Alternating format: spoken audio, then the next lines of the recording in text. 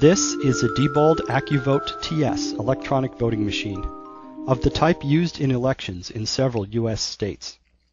We studied this machine in our laboratory at Princeton University to evaluate its security and its suitability for conducting elections. The detailed results of our study, including a full technical paper, are available at itpolicy.princeton.edu/voting. The behavior of voting machines is controlled by computer software. The software that tallies votes on this machine was written by Diebold. Our study shows that a criminal who can inject malicious software into this voting machine can control how the votes are tallied. His malicious software can steal votes, and it can cover its tracks so that the theft cannot be detected.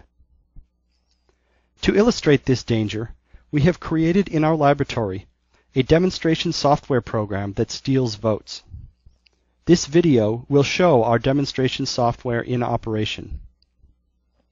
We will also show how a criminal can inject malicious software into a voting machine, and how he can create a computer virus that spreads itself between voting machines, injecting malicious software on every machine it infects. We will now show how to steal votes in a simulated election. On the morning of Election Day, the voting machine awaits instructions. The machine appears to be functioning normally, but, unbeknownst to any observer, it contains malicious software that will steal votes.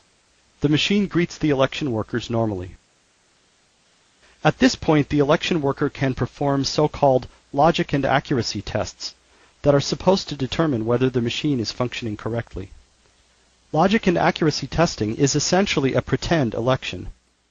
The worker casts pretend ballots, and then the machine counts the pretend votes. The election worker makes sure that the pretend count is correct. Our vote-stealing software can tell that the worker is doing logic and accuracy testing, so this is not a real election. It allows the pretend votes to be counted correctly, so that the machine passes the test.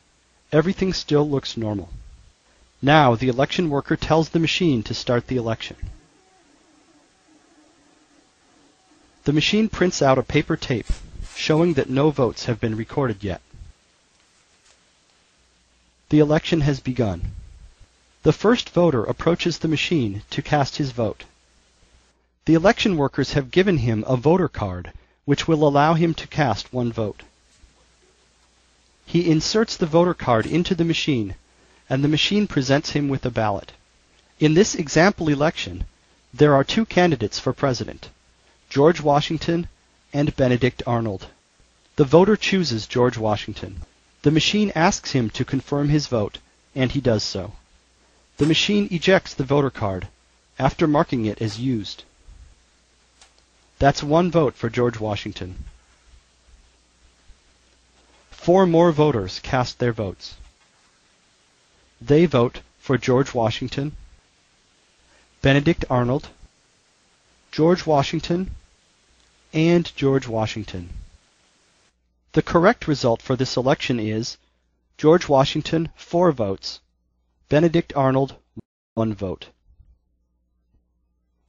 Election day is now over. An election worker approaches the machine, inserts a supervisor card, and tells the machine to end the election. The machine prints out a paper tape announcing the results.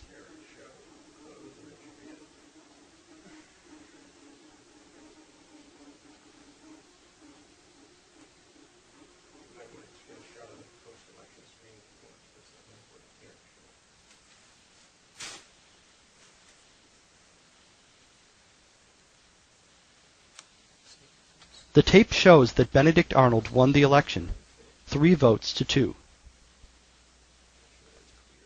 This result is incorrect. Malicious software stole votes from George Washington and gave them to Benedict Arnold. The voting machine recorded the election results on its internal memory and on a removable memory card. A poll worker opens the side of the machine and removes the memory card. The memory card, when examined by technicians, also shows that Benedict Arnold won the election 3 votes to 2. Every record kept by the voting machine shows the same fraudulent result. Arnold 3, Washington 2. How did this happen? The voting machine was running Diebold's election software, but it was also silently running our demonstration vote-stealing software. And our software was able to steal votes without being detected. When the election ends, the vote-stealing software can delete itself from the voting machine. No evidence remains that the machine was ever hijacked. No evidence remains that any votes were stolen. As far as anyone can tell, the election was conducted fairly. But the result is fraudulent. This vote-stealing attack requires injecting malicious software into the voting machine. Anyone who has access to a voting machine for a few minutes can install malicious code. Here is one way to do so. In advance, we prepare a memory card containing our malicious software. When we get a few minutes alone with the machine, we first open the side door. We can do this with a key. There are thousands of keys in circulation, and any hardware store will copy them.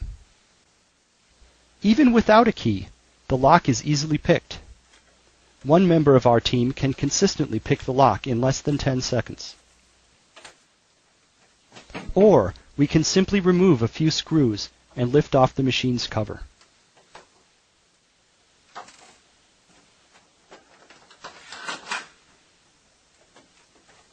Next, we remove any memory card that is already in the machine and insert our prepared memory card.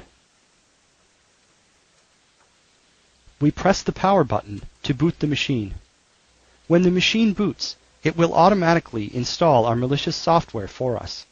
The machine makes a musical noise when it boots, but we can suppress this noise by inserting headphones into the machine. We remove our memory card, replace any card that was there before, and close the door.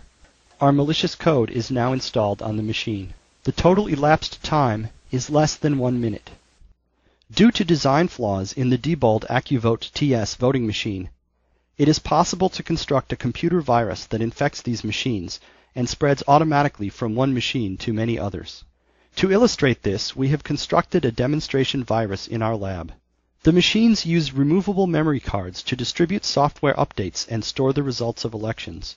The memory cards function similarly to floppy disks or thumb drives on ordinary PCs. Memory cards act as carriers for the virus.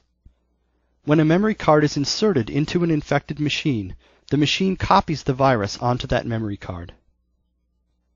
If the memory card is removed and later put into another machine, the virus spreads from the memory card to the new machine. In this way, the virus can spread from one infected machine to an entire population of machines. The virus can carry with it a malicious payload program that is installed on every infected machine. For example, our demonstration virus carries our vote-stealing software, so that every machine that catches the virus will steal votes. A criminal could use this kind of virus to install malicious software on many voting machines, even if he has access to only a few machines, or even only one. By planting a virus far enough in advance, he can ensure that a significant number of machines will steal votes on election day. These problems, taken together, pose a very serious threat to the security of the elections conducted on Diebold AccuVote TS voting machines. We urge public officials to address these issues promptly. More details, including a full technical paper containing a more complete security analysis and a discussion of mitigation strategies, can be found on our website at itpolicy.princeton.edu/voting.